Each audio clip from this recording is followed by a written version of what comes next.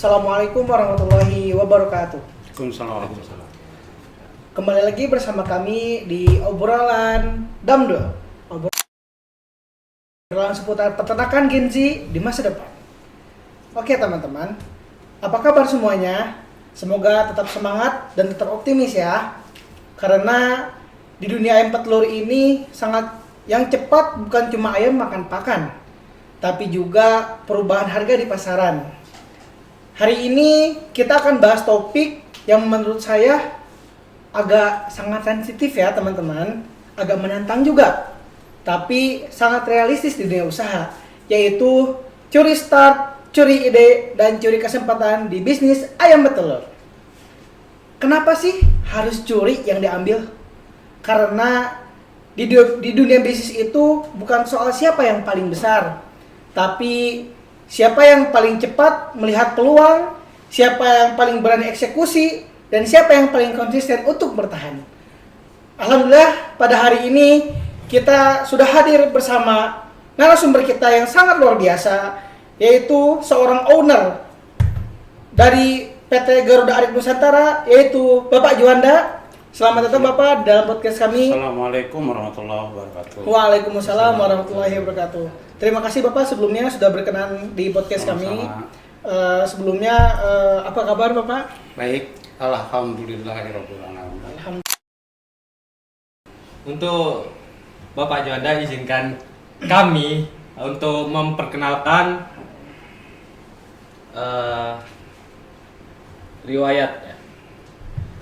Bapak Juanda SAG lahir di Sukabumi tanggal 11 bulan September 1971. Kalau udah tuanya. Iya. Tapi pengalaman pasti jauh Pak dari kita. Pengalaman dari tahun 1997 sampai dengan 2020, Bapak menggeluti budidaya sapi perah. Di tahun 2020 sampai dengan sekarang budidaya sapi potong ya Pak. Nah nih poin utama nih, budidaya ayam petelur Bapak mulai dari tahun 2022 sampai 2026 sampai sekarang ya. Lah ini yang di paling bawah ini saya masih bingung Pak. Dari awal sampai sekarang mengelola pakan itu gimana tuh Pak maksudnya? Terima kasih. Assalamualaikum warahmatullahi wabarakatuh. Saya terima kasih telah diundang ke IPB yang sekolah luar biasa sebenarnya. Gudangnya ilmu peternakan. Sebenarnya saya salah sasaran sebenarnya. Dulu saya kan sekolah di sarjana agama. Jurusan Fakultas Syariah. Seharusnya ngawinkeun orang. Ya mah ngawinkeun sato. Seharusnya saya diam di KUA seharusnya. Sebentar lagi kalau diam di KUA antara 5 sampai 6 tahun lagi saya pensiun.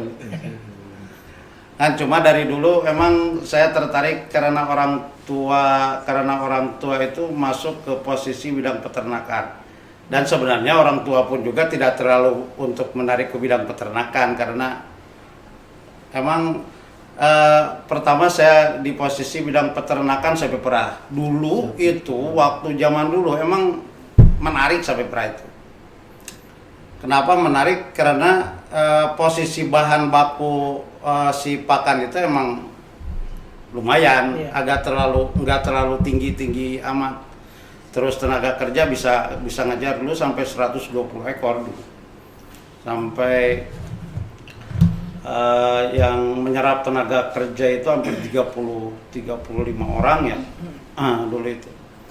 Nah, memang apa kebijakan pemerintah atau kebijakan siapalah datang sampai kesininya ternyata antara posisi bahan baku untuk pakan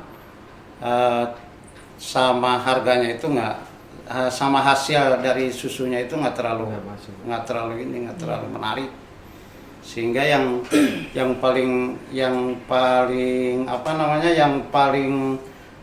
esensial itu di posisi ketika si pakan itu dulu mah dari 1 kilo itu bisa mendapatkan 1 sampai 1,5 liter dulu.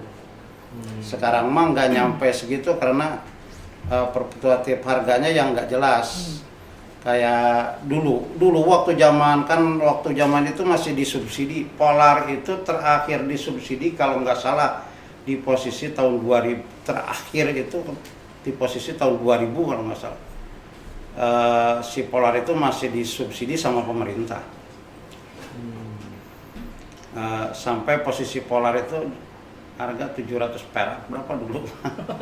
Jadi emang susu emang kalau sekarang kan harga susunya cuma 5.300, 5.000 paling tinggi 5.500. Iya. Oh, jadi itu awal mula Bapak pindah komoditi. Belum itu waktu belum masih bertahan. Walaupun rugi tapi masih bertahan. Oh. Itu sebenarnya nombok. Waktu itu nombok sampai sebulan itu antara 20 sampai 30 jutaan lah dulu. 1 bulan itu, Pak. Dari populasi sapi 125 ekor dulu.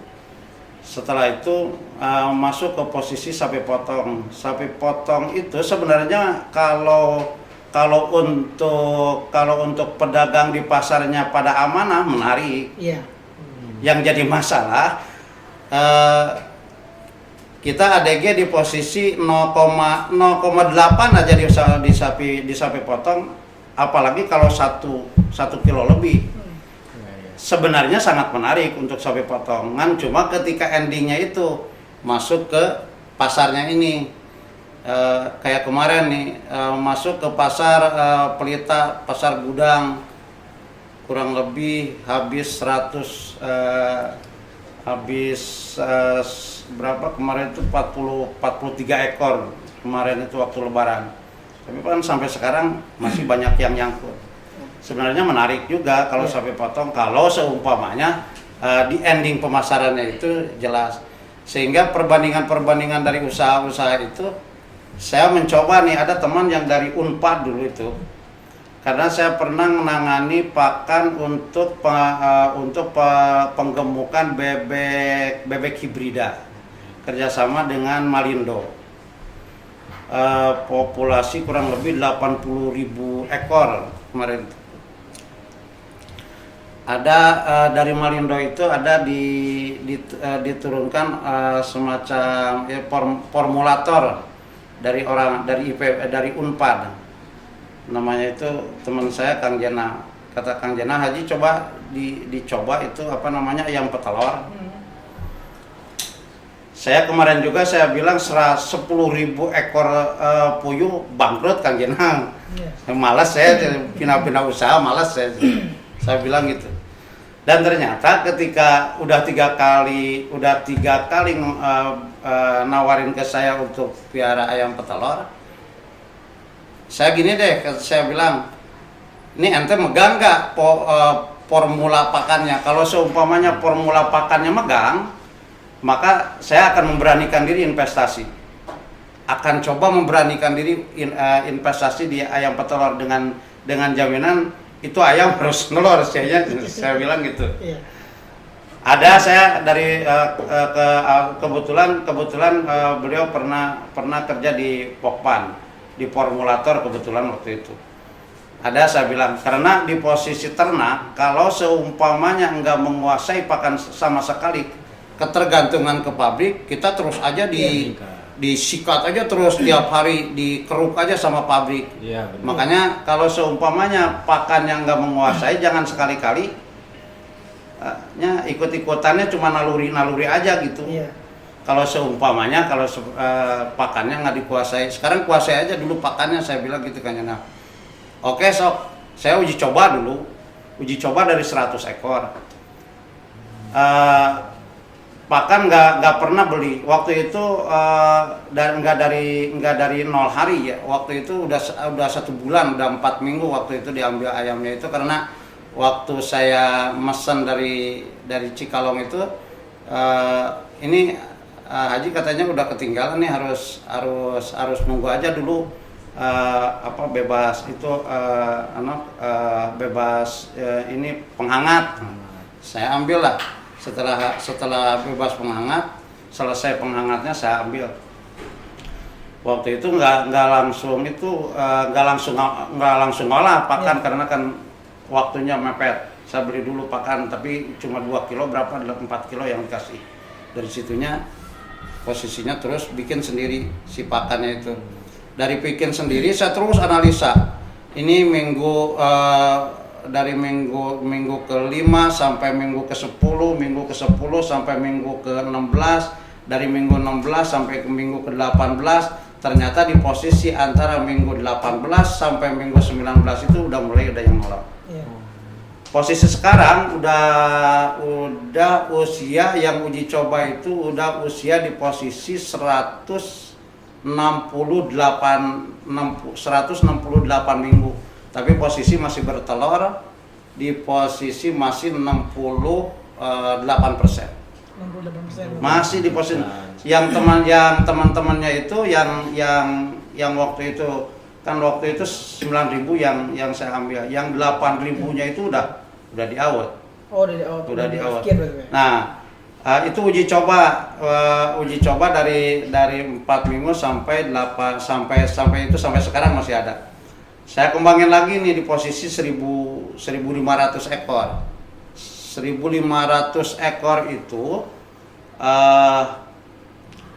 dari 0 hari ini, dari mulai DOC pertama kali dia 3 hari langsung divaksin, terus sampai 20 minggu divaksin. Sekarang di posisi udah 54 minggu posisi produksi, sekarang masih di 94%. Oh, tinggi apa itu? Alhamdulillah. Alhamdulillah. Tinggi, timbangannya masih dapat 82 kilo. 82 kilo. Nah ini nih Pak, saya mau nanya nih. Waktu itu apakah Bapak langsung pede nih, percaya diri? Saya gini, orang itu harus punya prinsip sendiri. Prinsip sendirinya itu minimal 3M-nya itu yang harus dipegang. 3M-nya itu yang harus dipegang. Manajemen, oke, Ya. money-nya. Iya. Ini dari segi man-nya itu ketika kita punya uji coba sedemikian rupa, tiap minggu dianalisa. Ini peluang juga nih. Iya. Beda nih peternakan ayam petelur dengan sapi perah. Peternakan ayam petelur dengan sapi potong. Itu beda. Ini enjoy sekali nih pekerjaannya nih. Kenapa enggak gitu loh? Oh iya. Ini tapi dengan catatan ini kita punya prinsip sendiri ini ya. Iya.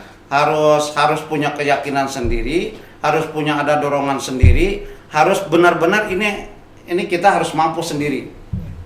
Man-nya dulu yang harus kita. Terus manajemennya yang harus, karena kalau di posisi ayam petelur apalagi populasinya sedikit, manajemen acak-acakan beat jadi.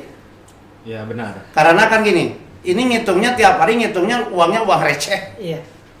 Bayangin sok uangnya orang receh, ada tetangga yang beli seumpamanya sekilo, 2 kilo. Iya. Makanya saya nggak pernah megang duit recehan kayak gitu. Kalau seumpamanya si Ade beli sekilo langsung dibelikan karena rokok ya, banyak. Iya. Iya. Kalau manajemen nggak tertata pengeluaran bisa Ya lebih banyak gitu. ya, Pak, ya? Ternyata kan kalau seumpamanya gini, kurang lebih di posisi keuntungan kotor di posisi yang petelur itu mencapai sampai 40%. Keuntungan kotornya Pak? Keuntungan kotornya itu artinya keuntungan kotor itu setelah diambil pakan ya. Iya. Kalau seumpamanya 2 juta dapat hasil 2.480.000 diambil seumpamanya pakan 1.100.000 masih gede itu duitnya kan. Cuma yang jadi masalah itu karena kotornya itu karena kita belum nyicil masalah kandang, Iya. belum menyicil masalah regenerasinya pulet, karena kan rata-rata saya tanya ke posisi perusahaan itu rata-rata di posisi 155 minggu itu harus diakhir. Iya. Jadi harus ketat di posisi manajemen keuangannya itu. Kalau posisi manajemennya keuangannya itu nggak terlalu itu juga. Iya benar. Gitu. Nah, masuk ke ini Pak, musim sekarang itu kan musim yang nggak menentu Pak. Ya, benar. Panas, kadang panas yang bisa bikin ayam itu heat stress dan stres itu. Sedangkan hujan itu bisa bikin ayam sakit, pilek ya. Upaya Bapak untuk menangani ayam ini agar produksi tetap gitu Pak, stabil. Kalau di posisi pancaroba itu sebenarnya agak sulit juga ya untuk menanganinya. Cuma kita persiapan ketika ada perubahan kondisinya alam itu si pertama kali ayamnya harus stamina-nya harus kuat. Yang pertama vaksin jangan sampai ketinggalan. Vaksin itu biasanya di perusahaan itu saya lihat antara 2 bulan sampai 2 bulan setengah vaksin itu. Vaksin Setelah dia produksi di atas 20 minggu. Kan kalau dari 0 hari sampai 20 minggu itu vaksin itu 1 minggu terus satu. Jangan sampai kelewat tuh. Iya. Dari 0 hari sampai posisi 20 hari. 20 dari 0 hari sampai posisi 20 minggu. Ini si vaksin jangan sampai kelewat. 1 minggu terus, 1 minggu sekali. Setelah 20 minggu produksi mencapai di posisi 70 sampai 85%, maka si vaksin itu dilakukan vaksinasi itu 1,5 bulan. Kalau saya megangnya 1,5 bulan, nggak sampai 2 bulan atau 2,5 bulan. Saya nggak terlalu berani untuk memain-mainkan vaksin karena untuk meningkatkan kekebalan tubuhnya itu. Ketika menghadapi pancaroba vaksin 1,5 bulan sekali atau 45 hari sekali, maka si ayam itu udah punya kekebalan ketahanan tubuhnya udah lumayan. Ditambah lagi vitamin yang masuk dari kayak dimakan, diminum gitu. Itu harus masuk tuh. Kalau di posisi itu setiap hari itu digenjot aja sama vitamin. Makanya kemarin itu kasusnya ketika ada sih kekenaan kasus juga, tapi nggak terlalu signifikan. Cuma ada beberapa ekor yang mati, paling 2 sampai 3 ekor yang mati. Kalau orang kan sampai ratusan. Karena kan saya lihat ini hewan itu apalagi posisi si hewannya itu di posisi nggak terlalu bebas bergerak. Jadi kan kasihan juga kalau seumpamanya kitanya juga nggak terlalu ngerti terhadap hewan itu. Makanya yang paling pokok itu ketika kita menghadapi hewan yang berhubungan dengan kehidupan kita, perasaan kita itu harus menyatu dengan hewannya itu. Kalau seumpamanya nggak menyatu, amburadul juga. Ya, saling menguntungkan gitu ya. Kan kayak gini nih. Kayak gini kalau seumpamanya dianalisa di lapangan, kalau seumpamanya ada hewan makannya beda dengan yang lain, itu juga perlu dipertanyakan apa emang dia lagi puasa atau bagaimana gitu kan. Sementara kan teman-temannya pada makan, ini diem aja nggak sama sekali nggak makan, makanya kita tarik, kita kasih itu. Kalau kasusnya kayak seperti itu kita tarik, kita kasih suntikan, nggak minum berbarengan karena kan dia kasusnya cuma sendiri aja. Oh, jadi itu dikasih suntikan dari minum gitu? Enggak, kita kasih obat. Makanya kalau bergelut ke situ kita pun juga kan kalau ngandelin seumpamanya ngandelin keswan atau vaksinator ya, nunggunya juga lama. Kita aja yang nyuntik gitu. Mandiri aja. Kita nyuntik aja, beli spetnya, obatnya disiapin.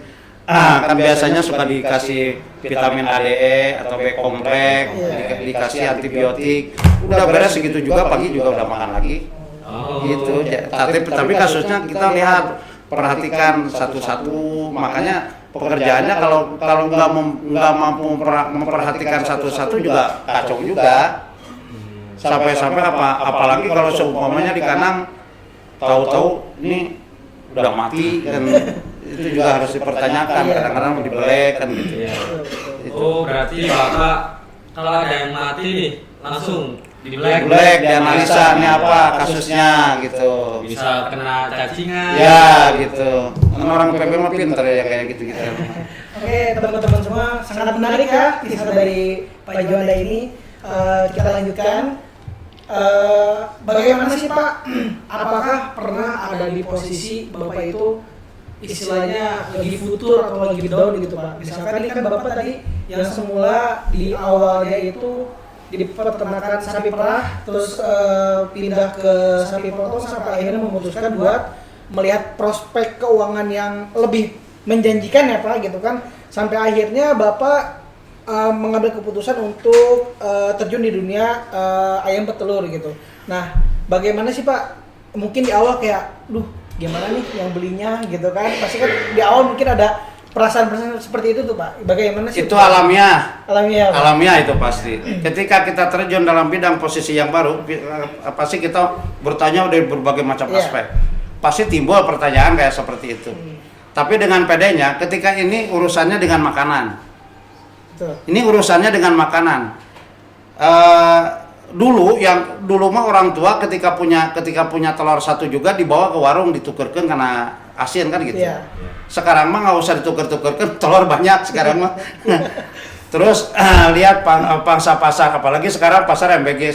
Saya nggak masuk ke ranah belum masuk ke ranah MBG karena belum ada kesepakatan belum ada kesepakatan penyesuaian prinsip. Dulu pernah yang pertama kali meminta MBG ada beberapa MBG yang masuk. Dua tiga MBG yang masuk, tapi baru dulu itu cuma kuat berapa? Cuma kuat 2 sampai 3 bulan masuk ke MBG. Yang jadi masalah ketika kita masuk ke ranah yang baru itu pertanyaan yang alamiah sekali. Emang pasti ini ketika ayam bertelur ada nggak ya yang belinya, itu pasti itu pasti alamiah kan. Cuma kita pede aja, makanya saya berprinsip ini telur harus ada perbedaan dengan yang lain. Kalau seumpamanya telur sama dengan yang lain, galib-galib aja itu mah jualnya. Kalau seumpamanya sekarang nih posisi harga telur di posisi pasaran 24 di Google posisi 245. 245 sampai 25. Rata-rata di pasarannya itu 255. Saya masih bisa ngejual di posisi 265. Karena apa? Karena komposisi pakan yang kita buat itu komposisi pakan yang omega, sehingga ada bergaining lah, ada bergaining sedikit, nilai tambah. Nilai plus ya Pak. Kita bisa bersaing sama orang lain ya Pak gitu. Masih. Jadi ketika masuk ke itu, nggak usah. Apalagi sekarang telur sebenarnya trennya luar biasa. Kita lagi ngebikin itu di Padabenghar untuk populasi 100.000. Baru berarti. Masih proses cut and fill posisi 100.000, tapi sistemnya sistem close house. Close house. Alasannya kenapa Pak harus ambil close house? Kalau close house itu suhu stabil ya. Jenengan pada tahu semuanya lah. Satu, penanganannya juga sangat modern karena memang mahal. Tapi kalau dibandingkan antara close house sama open house kemarin itu saya hitung-hitung, kalau posisi 100.000 di posisi satu land itu 15.000, berarti ini kurang lebih harus ada 8 land.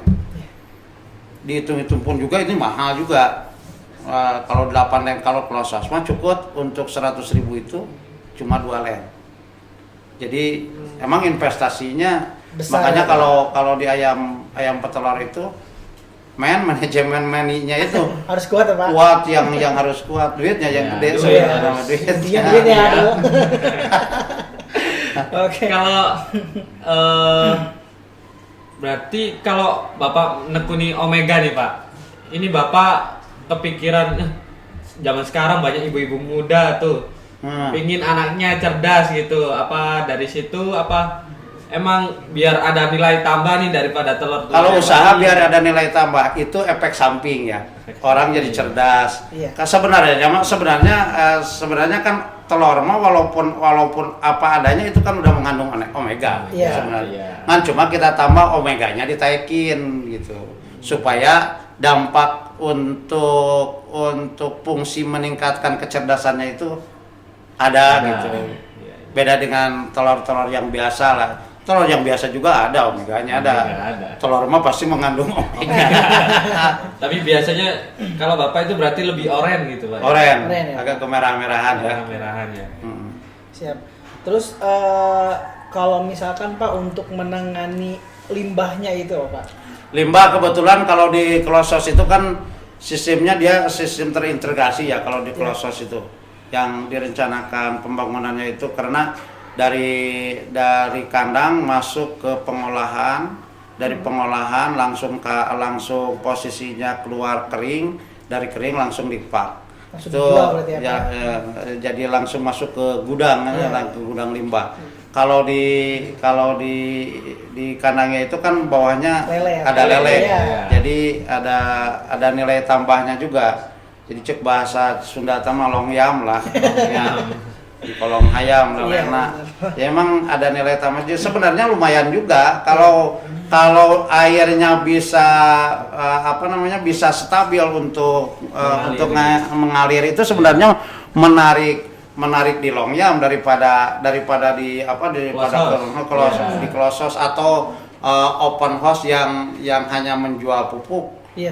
Sebenarnya menarik itu. Saya analisa untuk satu kolamnya itu kurang lebih isinya itu 10.000 sampai 14.000. Modalnya itu cuma 2 juta, satu kali pembelanjaan bibitnya itu cuma 2,5 juta. Tapi ketika dipanen nyampe 9 juta. Wah. Itu tanpa Lebih pemberian pakan, Pak? Hah? Tanpa pemberian pakan. Pemberian pakannya itu cuma habis di posisi 5 sampai 6 karung paling. 6 kali taruhlah kalau 300 kalau 400 6 kali 4 2.400.000 tambah 2,5 juta cuma 5 juta dapat duit 9 juta 4 juta. Sebenarnya mah menarik itu sebenarnya mah. Sebenarnya kalau seumpamanya limbah itu dikelola dengan diefisienkan untuk itu jadi dari lelenya juga dapat, dari telurnya juga dapat, dari itunya juga dapat gitu. Lumayan kalau itu. Ya, saya juga kepikiran Pak, pingin punya peternakan nih. Harus lah orang IPB. Tapi biar ayamnya itu kotorannya langsung dimakan lele. Iya. Gitu. Asal jangan ayamnya aja disuruh lupa terus-terusan nelor.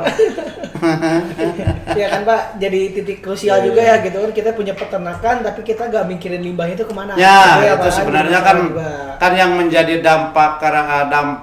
dampak yang mencemari lingkungannya itu kan dari posisi limbahnya ini. Iya. Kalau seumpamanya limbahnya nggak dipikirin, jangan sekali-kali. Dan itu pun juga sebenarnya kalau seumpamanya limbah dibiarin kayak seperti itu kan akan berdampak benar terhadap ayamnya. Iya. Karena kan posisi ayamnya yang nggak nyaman. Satu, amoniaknya itu kan tinggi dia. Iya. Terus ketika pergantian udara ataupun tiap malamnya itu kita gini deh, kalau seumpamanya kita diam di dalam satu ruangan tapi ruangan itu benar-benar bau. Ya, Nyaman enggak? Gitu aja. Ayam juga sebenarnya mah sama. Ayam juga sama.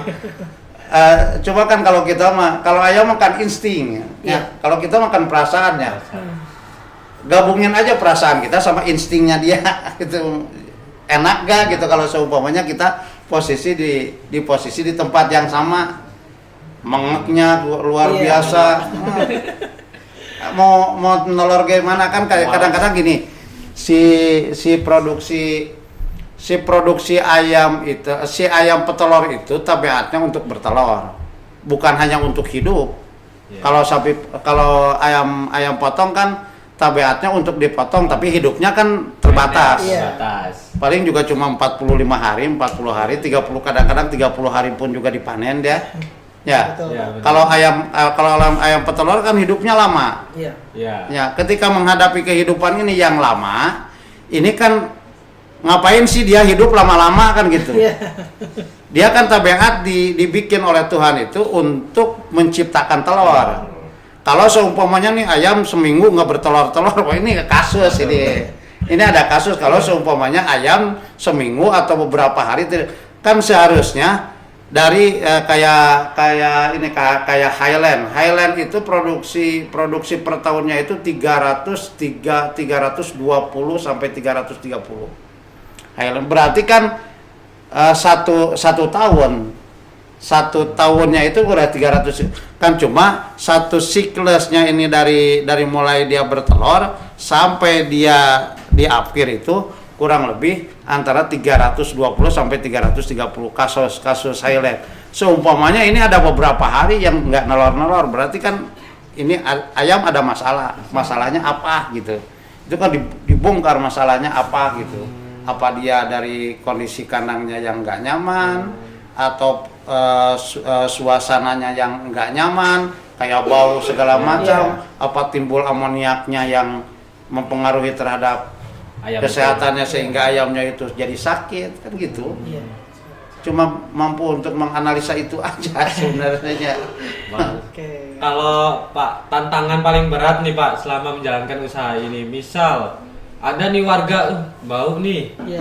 bau terus ada misal Jatah preman juga, nih, gitu kan. jatah preman.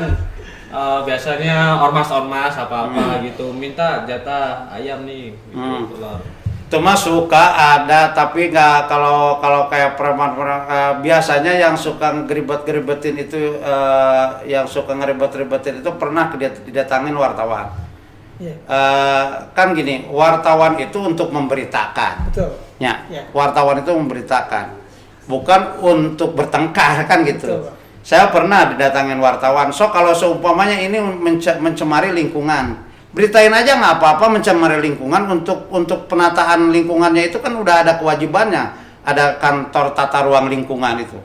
So kita musyawarah harus seperti apa ini, dan ternyata si wartawan itu bukan hanya untuk mencari berita, hanya untuk mencari uang recehan aja sebenarnya mah. Disuruh ngeberitain juga nggak mau, disuruh berantem juga nggak mau, disuruh dikasih duit 50.000 udah berangkat. Pulang ya, Pak. Udah. Gitu doang. Oke, Pak. Terus menurut Bapak, apakah prospek bisnis petelur ini bisa berjalan sangat panjang nggak sih, Pak? Bisnis petelur tergantung di posisi manajemen di kandangnya. Kalau seumpamanya manajemen di kandang, kalau prospek untuk kebutuhan telurnya luar biasa sekarang. Benar-benar luar biasa. Kalau tahun kemarin itu masih di posisi harga pernah mencapai harga di posisi 22. Sekarang 1 tahun ini belum pernah mencapai di posisi harga 24. Permintaan dari Jakarta itu luar biasa. Luar biasa. Berarti Bapak ada pasar ke Jakarta berarti, Pak? Permintaan dari Jakarta itu kalau bisa ketutup untuk 1 hari itu 1 mobil juga bisa. Ini prospek luar biasa sebenarnya, karena kan kebutuhan masyarakat sekarang antara kebutuhan daging sama telur itu kejar-kejaran. Iya, betul, Pak. Benar-benar kejar-kejaran, apalagi kalau seumpamanya mampu untuk mau menampung MBG luar biasa sebenarnya. Prospeknya luar biasa.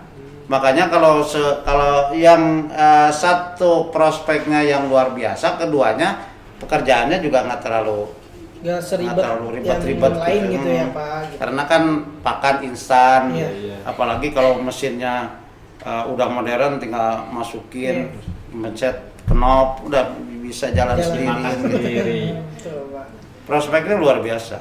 Ini harus, makanya kalau seumpamanya ada geliat usaha untuk peternakan ayam petelur itu, posisi sekarang ya, Iya. posisi sekarang masih di atas angin. Bagus berarti. Bagus, Cocok, lumayan. Nah, kalau menurut Pak Juanda ya, misal Abdul sama Adam nih mau buka peternakan nih, Harus benar. mau buka lah, Itu 5 tahun 10 tahun ke depan gimana Pak? Persaingan yang ketat gitu. Ini kayaknya nggak, karena kan gini, kalau memprediksi 5 tahun ke depan itu posisi peternakan ayam petelur itu hanya beberapa elemen yang ngebidik. Hanya konglomerat sebenarnya yang ngebidik. Mayoritas konglomerat yang ngebidik. Karena apa? Karena dari segi kita yang minim permodalannya itu akan ketakutan dari berbagai macam aspek. Iya.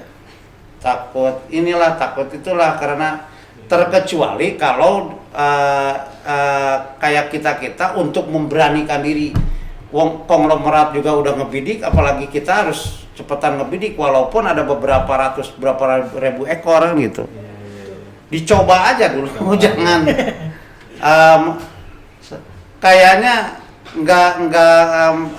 nggak selesai untuk 5 sampai 10 tahun.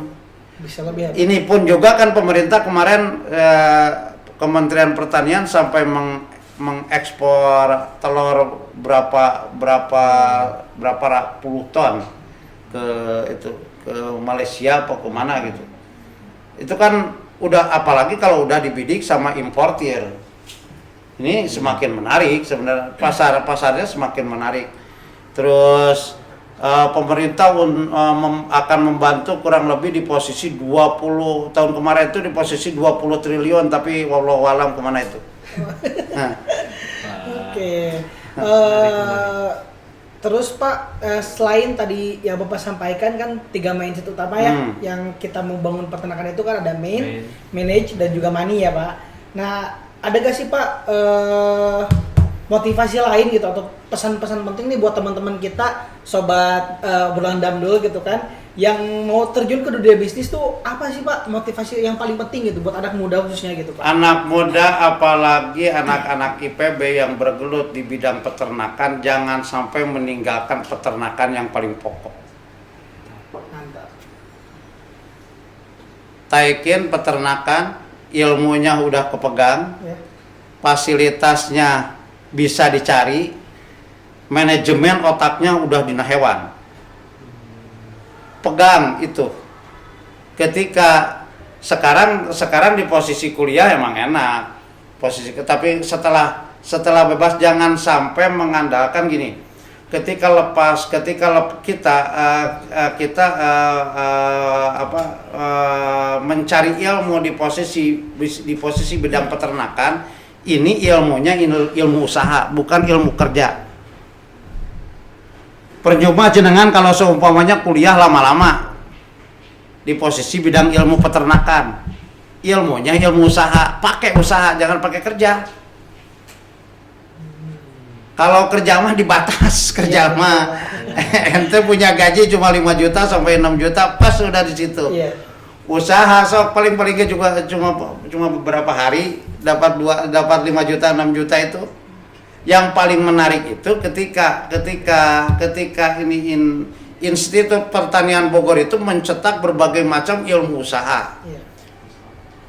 Dan usaha ini sangat potensial. Apalagi berhubungan dengan kebutuhan orang. Sehingga jangan ada asumsi dalam pemikiran itu, bangkitlah dalam usaha, jangan bangkit untuk mengejar pekerjaan. Pekerjaan mah nanti mendingan kita menciptakan pekerjaan orang lain daripada kita ngikutin kata si itu mah, seberapa gede pun gaji ente sebagai karyawan itu adalah perusahaan orang. Ya. Betul. Tetapi gaji ente sedikit pun juga tapi punya usaha sendiri, ente adalah bosnya. Betul. Ya. Mendingan jadi bos, mendingan jadi karyawan. Jadi semangat jadi bos. Mendingan jadi bos lah. Jangan mengecilkan hati, sayang ilmunya kalau dipakai kerja. Orang lain kaya, kita mah cuma ngikutin orang kaya. Mendingan kan punya usaha sendiri. Daripada ngayain orang lain. Nah, gitu. Mendingan kadang kita memperkerjakan orang lain daripada kita kerja di orang lain. Sekecil apapun bisnisnya kita Nah, bosnya gitu, Pak. gitu. Gitu, teman-teman semua. Oke, tidak terasa ya sobat ternak semuanya, sahabat obrolan Damdul. Pada akhirnya kita sudah sampai di penghujung acara podcast pada hari ini. Bisa kita tarik kesimpulan bahwasannya belajar beternak itu bukan soal belajar aja teman-teman, tapi jangan lupa kita itu bisa mengembangkan sebuah peternakan itu harus juga diikuti dengan jiwa pembisnis ya Pak. Ya. Jangan betul. takut buat teman-teman yang mau memulai bisnis, jangan takut buat teman-teman yang pada akhirnya aduh gimana nih nanti kalau misalkan kita rugi, yang namanya bisnis ada untung ada rugi Oh, ya Pak. itu mah resiko. Betul. Tapi kan kayak gini, nggak pernah untung diomong-omong. Kalau rugi mah memang diomong-omong. Betul. Nah, Iya. oh saya mah rugi. Tapi kan Iya. jangan ngelihat itunya. Itu mah resiko usaha, tapi tidak ada usaha yang terus-terusan rugi. Betul Pak. Jadi intinya jangan pernah takut untuk curi start, Ya. jangan pernah takut untuk Curi curi ilmu. ide, Oke. curi ilmu, jangan pernah takut juga kita untuk curi kesempatan. Ya. Oke. Mungkin cukup sekian dari kami obrolan Damdul pada hari ini. Terima kasih kepada narasumber kami Bapak Sama-sama. Juanda Sama-sama. atas partisipasinya dan juga kedatangannya. Kami tutup dengan salam. Assalamualaikum warahmatullahi wabarakatuh. Waalaikumsalam warahmatullahi Terima wabarakatuh. kasih ya Pak ya. Kasih. Makasih. Makasih. Ya.